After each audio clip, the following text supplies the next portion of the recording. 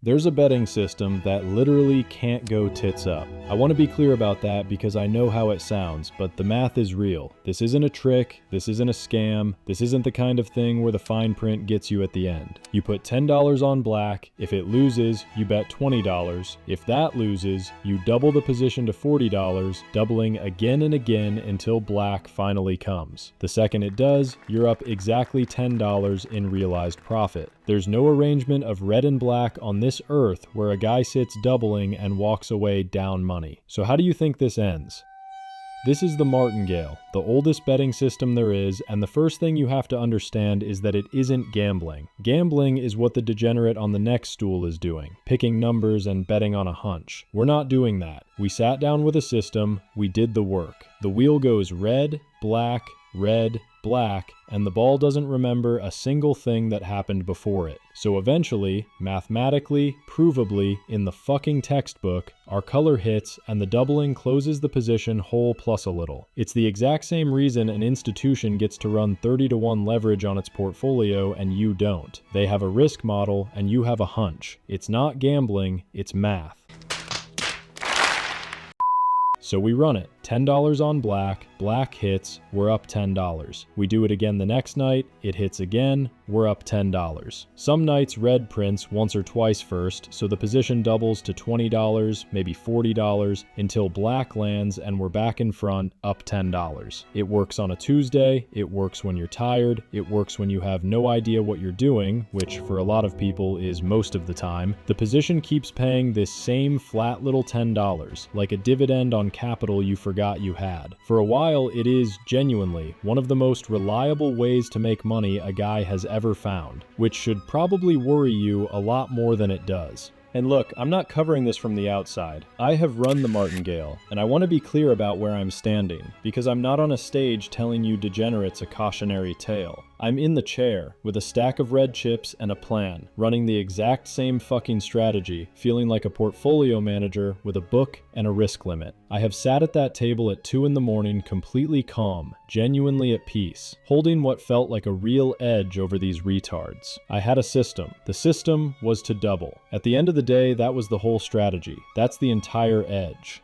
That's the edge. So let's run the numbers, because the numbers are the whole position. You bet $10, red, so the position is $20, red, so it's $40, $80, $160, $320, $640, and now a guy is $1,270 of real capital in the hole, trying to claw back the same $10 he sat down for. Red again. Now the system needs $1,280 of exposure on a single spin of a wheel to book that $10 of profit, which is the risk-adjusted equivalent of burning your whole account to the ground for a single fucking dollar.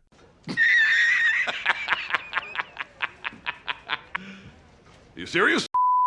And he places it, of course he places it, because the system says double, and at this point he has come way too far to turn coward on it. You double. Now, 7 reds in a row sounds like a lot, the kind of volatility that happens to other people on nights you weren't there. So here's the actual number. On a real wheel, green, 0 and all, a run of 7 against you clears about 1 in 140, and a degenerate doubling a couple nights a week is placing a lot of bets. So while he's sitting at that table feeling like a goddamn genius, collecting his $10 of premium a night, he isn't avoiding that drawdown, he's scheduling it. And this is where you meet the table limit. Every table has a limit, a little sign, bolted to the felt, telling you the most the house will book. For a long time, nobody even reads it, because who in their right mind is putting on the maximum position on red and black? That's fucking insane. Then one night, a guy is 7 deep. He goes to place his $1,280. The dealer taps the sign, and the number on it is smaller than his bet. And he finally understands what the sign is for. They didn't cap that table to protect the high rollers. They capped it so that when the drawdown hits, the position runs dry a single bet before it could have made him whole. The wall is the whole point. People think the house limit is there to protect the player. That's very sweet. The house limit is the single line in that entire building written with your specific strategy in mind. And keep in mind, They have known about the martingale longer than your country has been a country, so they aren't nervous about the guy doubling on black. The fact is, he's the most predictable position they will book all year, and the last thing they want is to get caught holding real risk on the other side of it. This is why they built the wall exactly tall enough that his math has no room left. A single bet before it would have brought him home. They love you, in a zoning sense. Because here's the trade you actually put on, the kind nobody says out loud when they walk you through this thing at a party.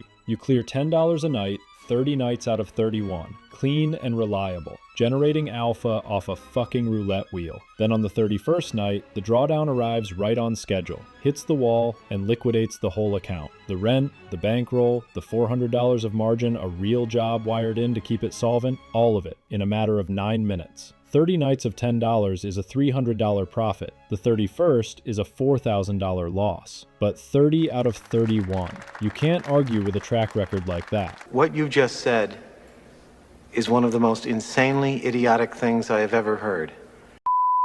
And none of this is new. It's maybe the oldest blow up in the market, and I mean that pretty literally. For those of you who like a little history with your ruin, the story goes that the word martingale comes from a town in the south of France called Martigues, whose people had such a famously reckless way of betting that their own neighbors turned the town's name into the regional expression for doing something completely absurd. That's where the word is from. The strategy is so stupid that the village that loved it became permanently the local word for stupid, which is more due diligence than most of you degenerates have ever run on a position. 300 years later, here we are, representing. So let's be literal about the position, because the system hides it, and the hiding is the whole point. You were never betting $10. Not once, not on any single spin. On the very first spin, the $10 spin, you had already quietly agreed to bet the entire account, because that's what doubling is, a standing commitment to keep adding to a losing position until you win or until the capital is gone. There are only two things that end it, and one is the wall. Nobody sits down to make $10. What a guy actually does is put his whole bankroll into a negative expected value trade at worse than even odds for the chance at $10, then re-enter that exact fucking trade every single night. Said out loud, it's one of the worst positions in finance. And of course there are a lot of ways to make it worse, because you can always make it worse. That's what makes you you. You can leverage to the tits. Pick a number between your rent, and open with that. You can go find a casino with a higher table limit so the margin call sits further away, which doesn't remove the wall, it just buys you more speed before you hit it. And if roulette is too honest for you, you're going to want to walk over to the sports book and roll the position into the next game instead of the next spin, telling yourself a coin flip becomes skillful the second it has a quarterback attached to it. It's the exact same math run at a different table, and that quarterback doesn't remember the last spin either. He's got his own problems.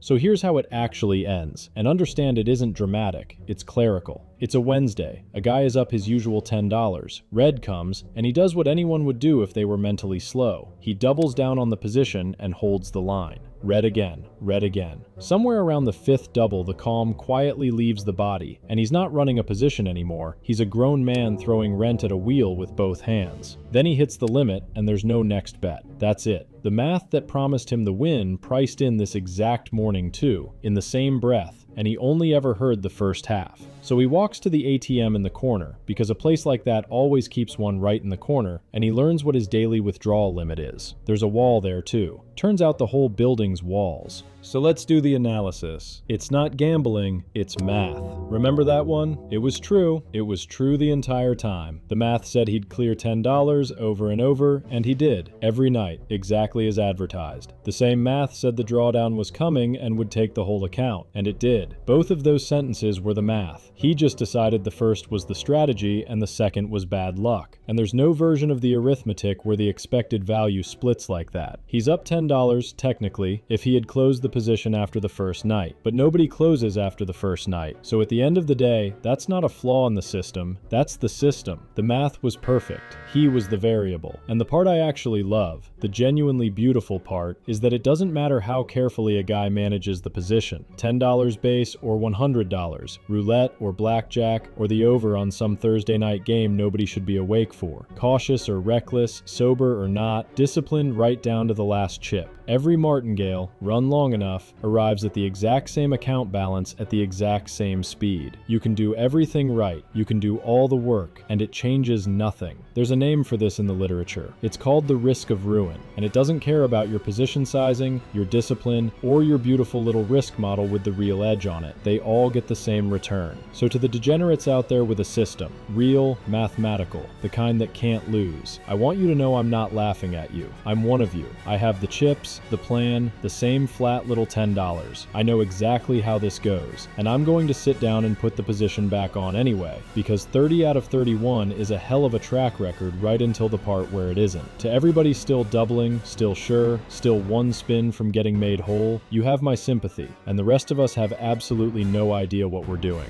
I wish you nothing but short streaks, generous table limits, and the discipline one day, God willing, to close the position while you're still up $10.